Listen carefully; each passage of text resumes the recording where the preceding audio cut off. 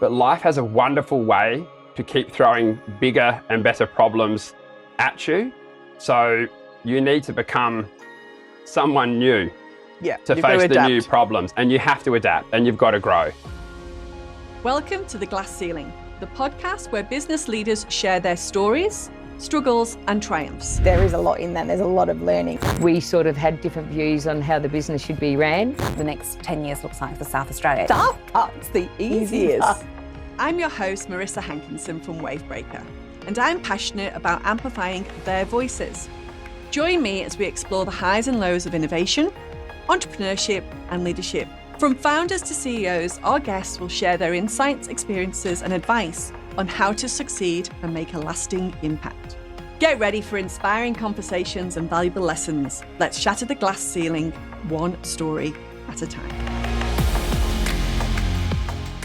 Welcome to The Glass Ceiling. Ben, can I just ask you to give yourself a quick introduction, please? My name is Ben Howard. I am the founder of... first thing I stuffed up on, because I have just changed my whole thing. Ooh, okay, we can keep up. And I know it sounds really weird, but these kind of things is really good because that's put me on my seat now to say, Ben, can I please ask you to introduce yourself in your new, whatever that is? Yep. My name is Ben Howard. I'm a father of 3 children, husband, and also an entrepreneur. Fantastic. So tell me, when you say an entrepreneur, how many businesses do you have? We have 16 different special purpose vehicles or companies. Just ask a really quick question. Mm-hmm. Have you been going through a process of change and restructure? Yeah, so I think with a bit of age does come a bit of wisdom. Yeah. And for me, that's about slowing down to move faster, simplifying, holding on to good people and looking after them as best you can, and providing those people with a platform and an opportunity that they may not have been able to have without that relationship. Okay. So it was interesting because at first you went founder, when to go on, and then you went, no, that's not who I am. And you turned around because... I think our priorities change. And for me, we were talking off camera a bit before and saying that it's about being present in the moment, and whoever we were got us to a certain point in life, but life has a wonderful way to keep throwing bigger and better problems at you. So you need to become someone new to face the new problems, and you have to adapt and you've got to grow. That's as simple as I think I can put it. Okay. So can I ask, how long have you been an entrepreneur? My first venture I would have to say would be at school, which sounds quite funny because I would set up stalls and just try to sell things. There was just this natural attraction. I didn't know that it was business. I didn't know it was entrepreneurship. It wasn't entrepreneurship. It was just fun. It was just something I connected with. My highest values are definitely people and connection. I'm in my happiest when the communication is clear, people are working together. It doesn't matter how hard that you work. I love that saying that inspiration is never tired. It's, I think, when you're trying to do something that's not in your wheelhouse or something that is outside of your values or comfort zone, it's a struggle. Yep. And then it's trying to build a business around that component.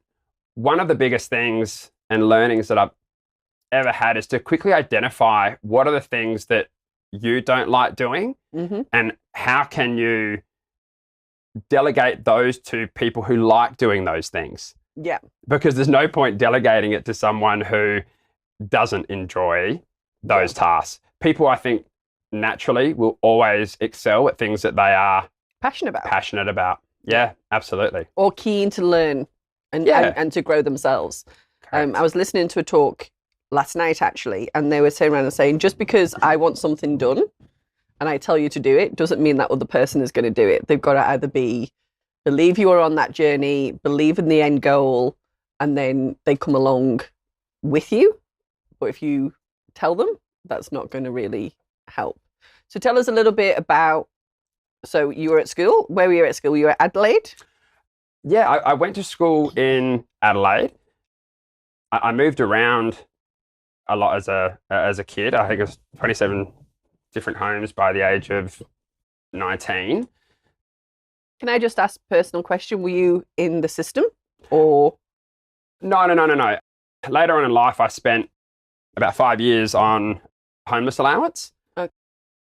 We had unfortunately, I had two brothers that passed, but my eldest brother, Chris, committed suicide when I was 14 years old. And as a 14-year-old kid, I think it was sort of almost very selfish of me because you don't think about the other people in your family or around you, and you're very self-absorbed and caught up in that sense of loss. And that was very difficult. I look now reflective of, my son just turned 14. Oh, yeah, that must be quite, there must be a lot of transference with that at the moment when you look at what you were at 14 and what you were dealing with versus... Yeah, completely different because I was literally, and I don't glorify these things, this hero's journey, and people say it's terrible. It was a hell of a lot of fun as well. I mean, I was couch surfing. There may have been, a dozen times or so that I slept rough in, like in, sheds or toilet block or something to that effect. Yeah. But it's all part of the learning and the growth. But to look through something as an adult through your children's eyes is very confronting because there is a sense of empathy and a care. And I think one of the things that is the greatest gift ever of being a parent is to look at your life through the eyes of your own children and understand how much love that they need. And then to look at it yourself. I love that. Someone once said to me, if you spoke to others how you speak to yourself, no one would ever speak to you, because I've never met someone who is so hard on themselves. We are our own worst enemy sometimes. 100%. And I was never conscious of it until he said that. And it's one of those moments that I still remember. I was sitting there out the front of the Mantra, out the front of Hindmarsh Square there. It just hit me like a ton of bricks because I started to be conscious about the way that I spoke to myself. And it was, I'm never good enough. You can't read and write properly. You never finished school. You're a failure. You don't understand this component of that business. You should. And it's this constant putting yourself down, down, down, and down. And maybe that was my way of finding a strength to push myself through sort of a negative aspect. Yeah. And I think now it's trying to find something that's positive to move forward for yourself in spite of yourself, and realizing through maturity, you don't have to beat yourself up to get where you want to go. There's a strategy to be pushed along and push yourself, which I think is what I was doing, and in all honesty, still do. Yeah. But then there's the ability to be able to be pulled by something that's bigger than yourself. And I think, again, that's another business maturity, to find something outside of yourself, because when you are driven and focused, it's always about what needs to get done and how you're going to do it, and less about how you're feeling about yourself. You can go in a bit of a tunnel thing where you're just like on this like juggernaut of this is where you want to get to. Yep. And other things. So have you been very open with your children about your background and family and? Ooh. We are very open as a family. And I think maybe age appropriateness is probably like our eldest is, has just turned, 14 on Sunday, so 2 days ago.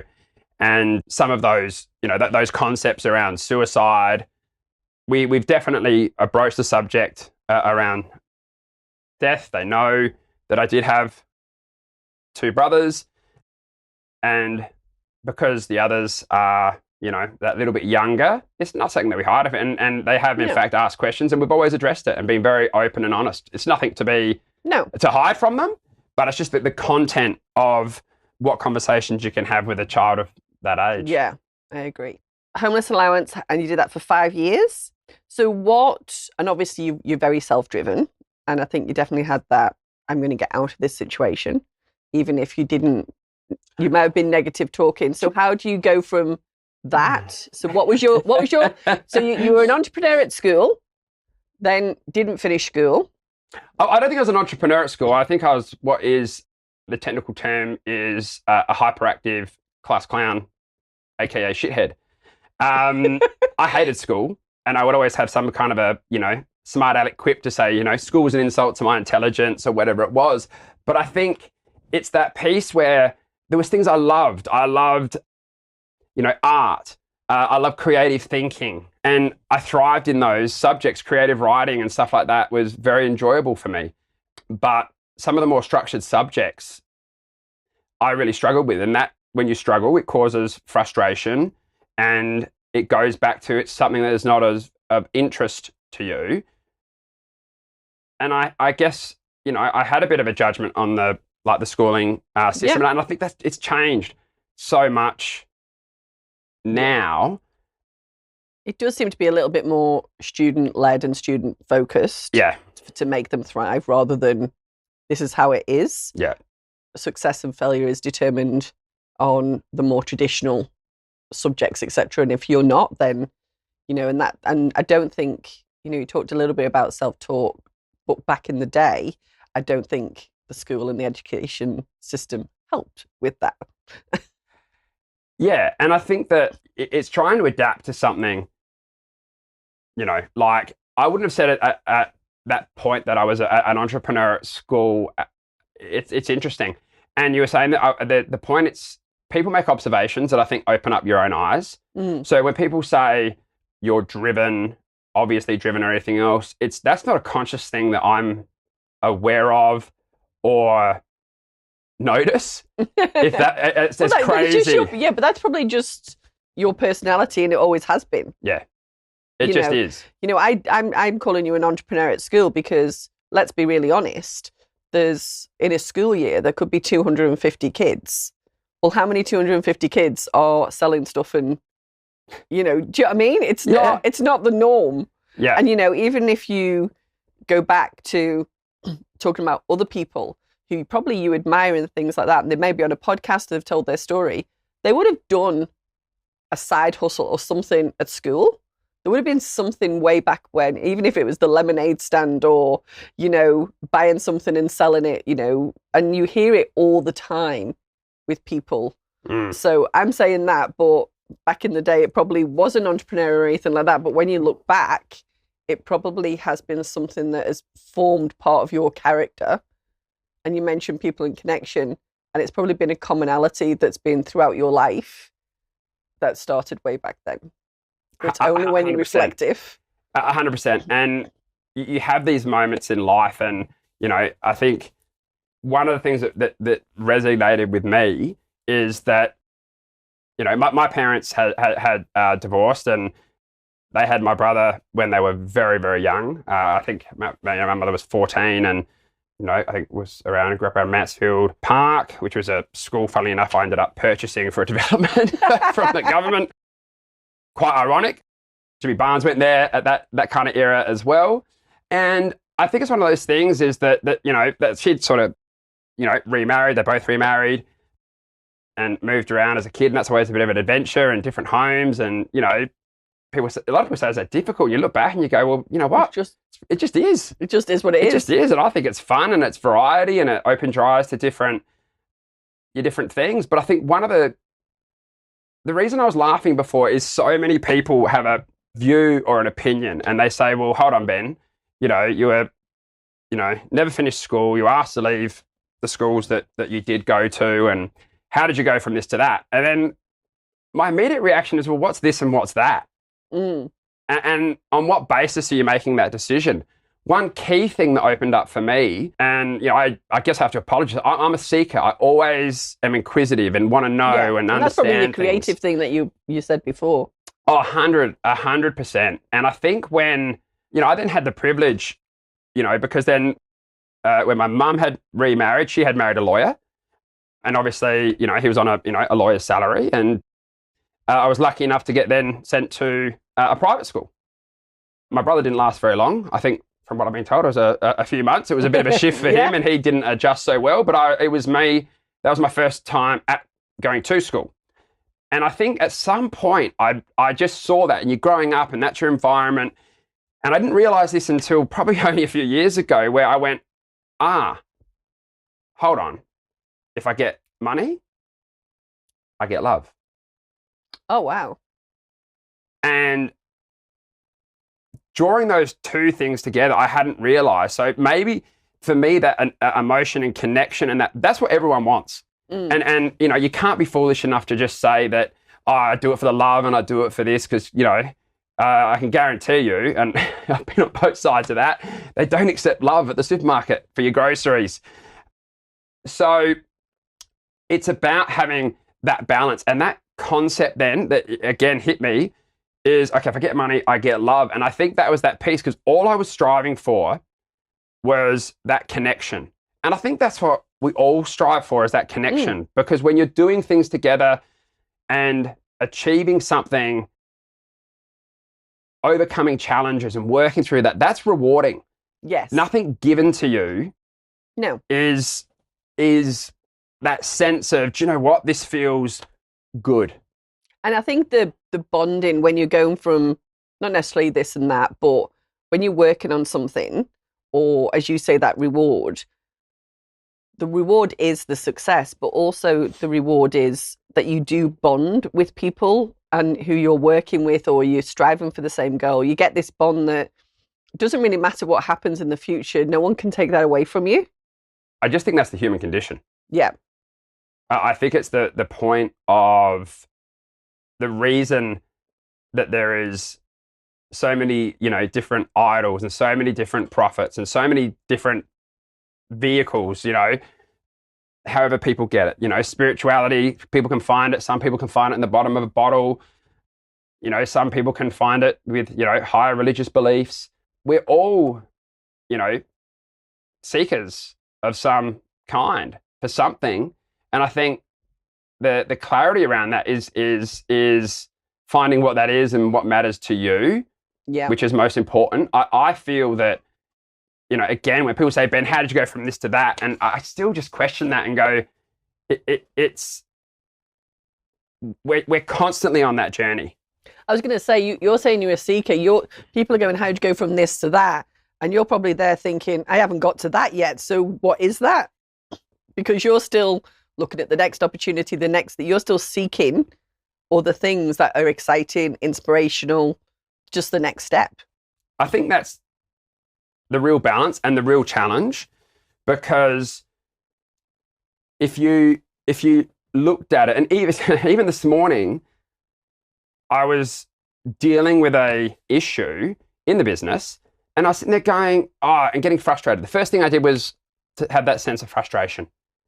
But I was able to sit there and look back and go, do you know what? You would have killed to have these problems 5 years ago. Yeah. And it's understanding where that sits. And they say life only gives you the problems that you're capable of overcoming. And I don't prescribe to that, but I think there's some truth in that, because we go through life and we go, okay, this is where, I'm at, and, this feels great and everything goes really well. And then you get complacent. And then I think complacent's the worst thing that can happen. And that's the piece. And it's like, I don't also try to sit back and then, take on this piece and go, I've got this, this view that is different and whatever else. I mean, at the end of the day, what if it's all bullshit? Do you know what I mean? In all reality, what if it's all bullshit? And you sit back and you sit there and go, and I'll give you an example. Go on. When you sit there and you're dealing with something in life, and and at that time, you're just sitting there going, "Oh my God, this is how am I going to deal with this? I can't," and you're overwhelmed. You're doing nothing. You're focusing on that problem, and you're isolating that problem. You can see nothing else but that problem, and then somehow you find a way and you deal with it and you resolve it, and then you might look back on that, I don't know, 1 year, 2 year, whatever that the time period might be, and you go, that actually really wasn't an issue. Yeah. It wasn't such a big deal, but at the time it was. Yeah, but then you've grown from that though, and you've learned from it, and looking back, you do get a little bit more context, and you may be dealing with other things that have happened, and you think, but at the time, you're right, it does become, and it's very hard to detach yourself from that when you're actually in the moment.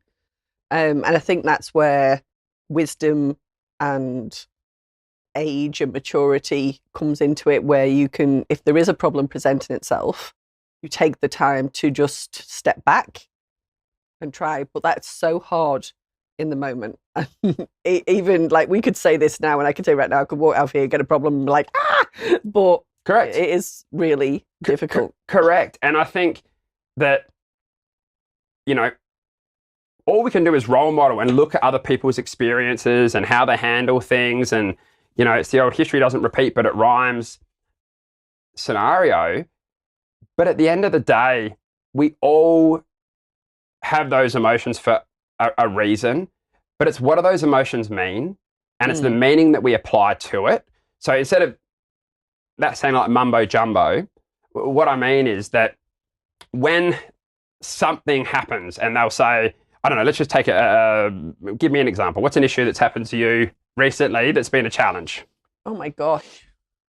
Oh, now you're putting me on the spot. I'm the one who does the interviews. I know, but you know what? You're doing this to me. I need some payback. I'm feeling the pressure here. I got to release some. Issue. Let me think of an issue. Wavebreaker is quite new, and there's definitely interest, and there's definitely momentum. Yep.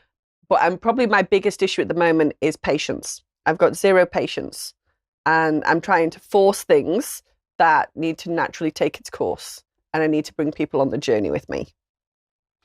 Okay, so no, perfect. I feel like I'm having a therapy session. Yeah, lay back. Here we go. Right, well, okay. You're getting a bill, that's for sure. All right. It's the entrepreneurial bit. Okay, I'm not here for free. Time's valuable. The piece on that is patience for you, right? Yeah. So your reaction is going to be, all right, well, something happens, you don't like it, you lose your patience, you'll go into a certain way of dealing with things, which is that, okay, great. But if that same thing happened and you were able to change the framework and go, well, okay, my usual response is to get angry and, throw the toys out the pram and then settle down and then deal with it.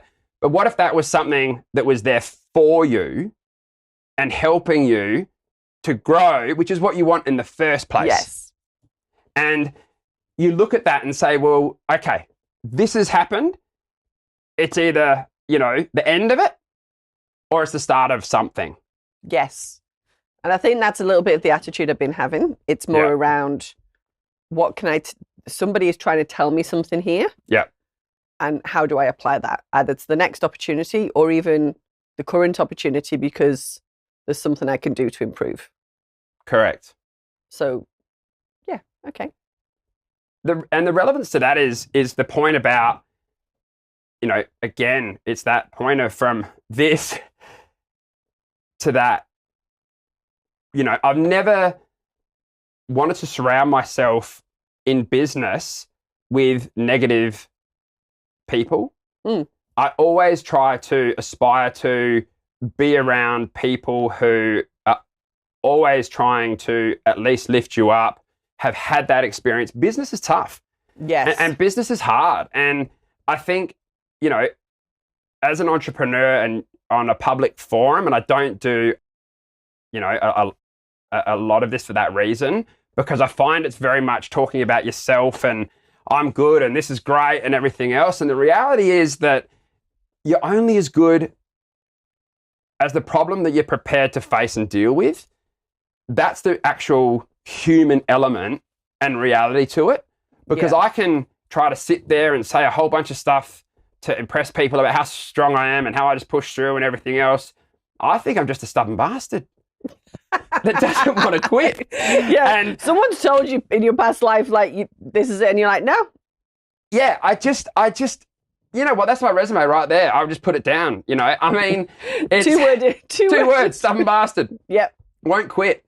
But then it's finding something that means something to you. Yep. So what is your passion? Oh, geez, don't. We're not going to. I'm not going to. Well, we've got jump some up on the time. couch like Tom Cruise here, or cry, or it's going to get emotional. No, you're not going to get emotional. But you know, as you said, you've got. It is, because when you talk the truth and you actually speak your truth about what matters, it is.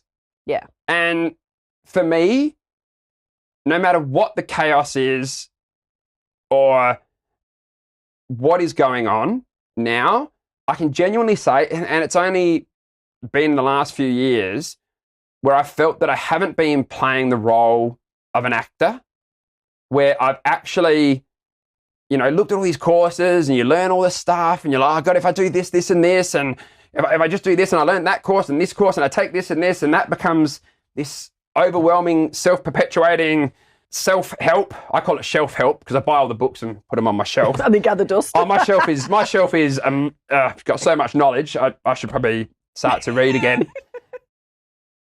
But that shelf is it's impressive. It's at peace. It's at peace.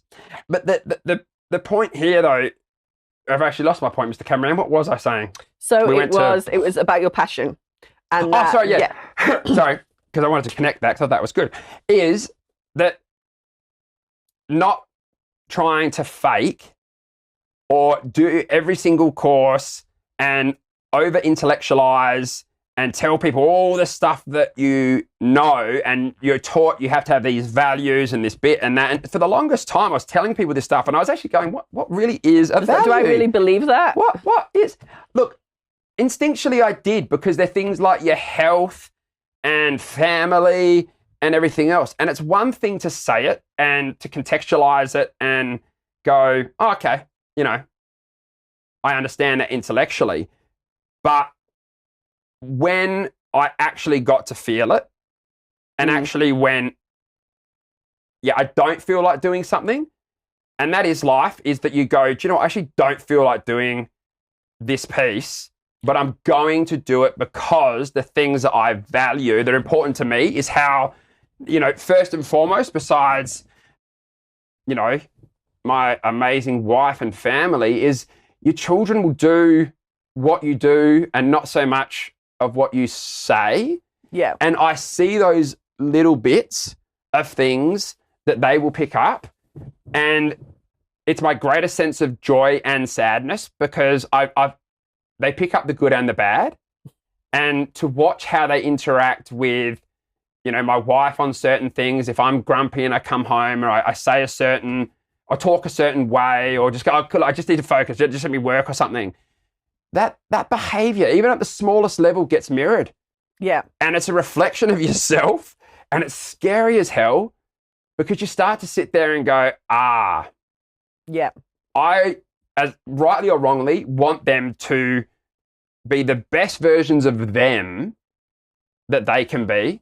I don't want them to have that pressure. I think that a lot of us grew up with in our age group, right? We're both 25 at the moment, so yeah, I'm still dyeing my hair grey. Okay, yeah, I was going to say 25 times 2, older. About right. Right, yeah. That hurts, but that's fine. I'll take. Now, again, it's the stuff that doesn't matter. It's exactly. Who cares what someone thinks, how old you are? Is that a sign of your success? It's what you're doing that you enjoy. But life. I do think, talking about age though, I do think you get to a point where it's a bit like you were saying, your shelf of books, and you hear all these things. Shelf help. You know what you should be saying, and you sort of can take on a persona. Yep. But I think you do sometimes get to a certain age or a certain level of success, and you just go, this is me, and these are what I stand for. This is what I'm passionate about. And I think, interestingly enough, in recent times with me, all of a sudden, I'm not the person that I felt I had to be. So I've dropped a little bit of the corporate mask. Yep. And I was a bit nervous and a bit concerned that would be vulnerable. But it's interesting how that's actually attracting other things into my life that's better. I couldn't agree more. And I think it's that piece of self-acceptance. And you can see that like visually. If you looked about, I don't know, 10 years ago, if you were in corporate, everyone is wearing, you had to wear the suits and you had to look a certain way. And then as soon as some person, had sneakers and made $1 billion, everyone else thought, oh, that's cool. And I'm going to do the same. But it's about being comfortable in that choice. Yeah. About what you want to do for yourself. And that's a really hard thing for a lot of business people in general, because you're either leading or following. There is no middle line there. And it's not an intentional thing. I don't think a true leader gets up one morning and just goes, I'm just going to lead everyone and this is, who I am. And a follower gets up and goes, well, I just follow people all day. That just doesn't happen. It's not the reality. We go into our habits and our patterns and the things that we do. And what drives us is what drives us. And those values, for me, is to actually slow down. And even now, when I in my natural state, you're talking, you're excited about something that is engaging for you in a good conversation. And the irony of all that is that is life. And it's that moment that matters. Mm-hmm. It's cliche, but, the present is called that because it's a present. Yeah. And I just look into that and just go, everything that we've got is that piece of trying to go, do you know what? Everything that I've got is to be loved and respected. And it's hard, I think, for especially people in business, because then the drive is always to sit there and go, but I want to drive for more. And I think the sense of why I have succeeded in some areas that maybe other people haven't is there's definitely a sincerity there. And some people don't know how to take that, because for me, again, it's not where people say, you were talking about a vulnerableness and showing that. I think that for me, that's part of who I am intrinsically, is that open book. Because if people ask a question, they'll get the answer. And it's the answer that sometimes they don't expect, because I just don't have that filter naturally anyway. Ask any of my family members and friends that what I am thinking, it's just there. Yeah. It is just there. And then I think it's about those real conversations that add value, and that authenticity genuinely comes through. Yeah. So people in that business sense that you surround yourself with are either there to lift you up or to put you down. And I think the skill is to identify who those people are as quickly as possible. I was working with someone not that long ago, and they said, we're in the business of getting quick no's or yeses. Yeah. And I thought, wow, that's a really good way to say what you do, because we're all investing so much time and money. Oh, 100%. And even that issue we talked about before, it's actually getting to the point where, you know what, the no is actually welcome, because the no gets me closer to the yes. Yeah. And I think as we're talking through this, I think it's finding those viewpoints or contexts, because when you slow down, you start to get that perspective of how to look at things. Because when the phone's ringing and the messages are going off, and WeChat from overseas and WhatsApp from overseas, and then there's something with LinkedIn, and then you've got your Facebook, and then someone's coming in saying they want to have a meeting, and then you've got to jump on a plane somewhere, and it just can be a bit overwhelming. It's hard then to sit there and just go, oh, I understand all this, and balance it, right? But I always would say to myself that if I can have at least a second of clarity in every 60 seconds, that's a great achievement. So trying to make the achievements small so that they are more achievable. And that'll gather momentum and compound. 100%. But again, isn't it that balance? I mean, for you, I'm sure, is that we all want to be somewhere, and understanding that we are sort of where we need to be and not give up on wanting to get there are two very different things. I am actually going to get this out of you. Well, you know what? I would go through. Is your passion? What are you passionate about? We've gone values and integrity and authenticity. We've done all this. What is Ben's passion? I feel like you might have a lot, but can you put it in a nutshell? Yeah. Well, I so want to do the Austin Powers nutshell thing right now. You can if you want to. No. That would just that's gonna age badly. Once it's caught on the camera. Passion. What is my passion? 100%. The passion for me, you know, it's just when you say like, what is my passion? I don't so much know. I'm definitely a passionate person, and I know what I'm passionate about. Like my beautiful wife, my children, my family. You know, my grandparents have been a huge part of my life. You know, my uncle had a very serious motorbike accident when he was 15 years old, and they've cared for him his whole Are your grandparents still life. around? They're still around. And how fortunate. I think that's an example of something where people go, you know, that something is so terrible, but I think life has a balance. As bad as that sounds, that we wouldn't, the family wouldn't have, you know, amazing pop and grandma if probably, you know, that didn't happen, because that's been their purpose and they've looked after Greg. And I look at that and I use those things for me, because Greg never got the chance to do that stuff, and he can't talk or walk properly and he's trapped. And that love that they gave him was just so inspirational to do that. I would find that so hard to do, and all of us would do it for our children. Would. If the situation arose, you would. Without everyone would step up. You would, but what they do, and for them, that's an example of a task, or what people would say is hard work, or a chore that is easy for them because they love it. That is passion. Yeah. And to connect that, for me, my passion has been, I've always used the point where someone has said, how did you go again from this to that? And I use the analogy that I used to say to myself, I've got 3 lives to live. And I would use that on the analogy of my brothers and look at how I could do what they never got the chance to do. You know, Nigel, you know, had breathing problems, and I said that I'd always find the breath.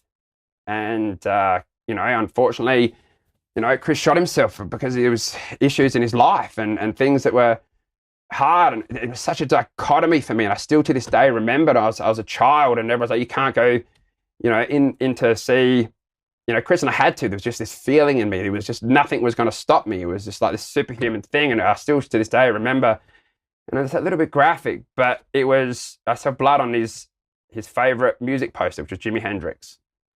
And it was this blend of something that he loved and him in one piece. And it's an image that is in there. And to do that now and to sit there, and I don't like the fact that we look at loss as a way to drive forward, but a way to be grateful for what's there. And people said to me, Ben, how can you ever say that good has come from that? And I said, very simple. See, now you get me. There is not a day that goes by I don't look at each one of my kids and tell them I love them in the eye, because I didn't get that chance with Chris. Yeah. And that's a gift. Yeah. That's a gift.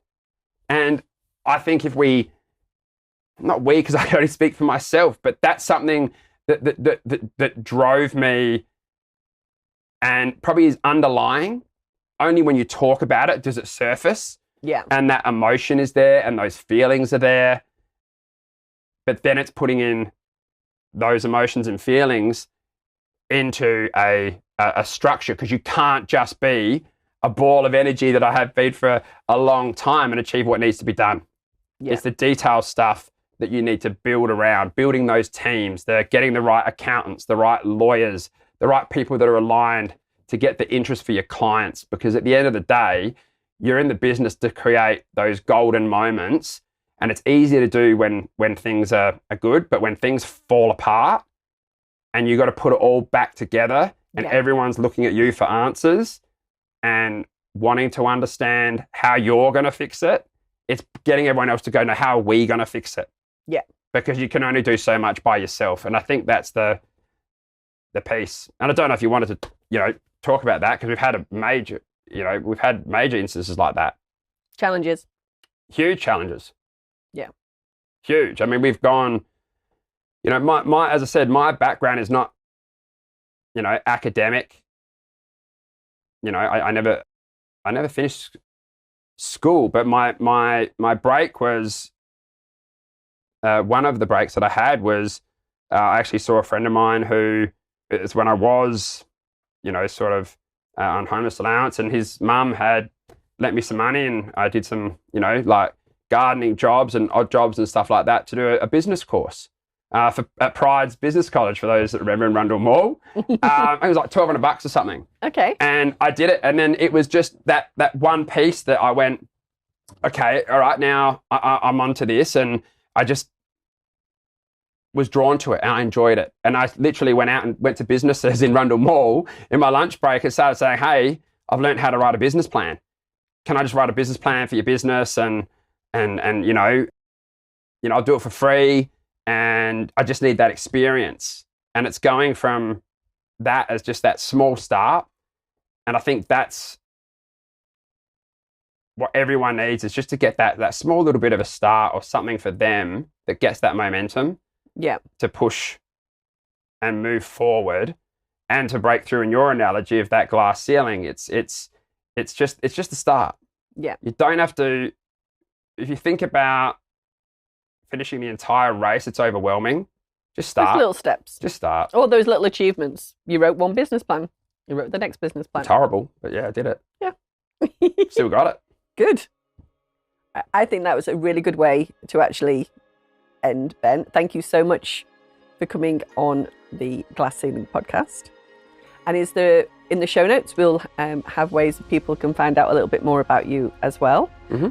And I wish you every success, but I do think probably we need to have you on again, because we know you've just come back from Singapore and there's some exciting things in the pipeline.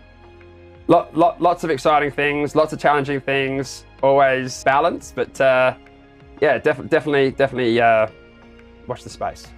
Sounds like a plan. Thanks for tuning in to this episode of The Glass Ceiling. If you've liked what you heard, please subscribe, as we'd love to have you as part of our community. We're grateful to our guests for sharing their inspiring stories and insights with us. This podcast was brought to you by Wavebreaker. Join us next time as we shatter the glass ceiling, one story at a time.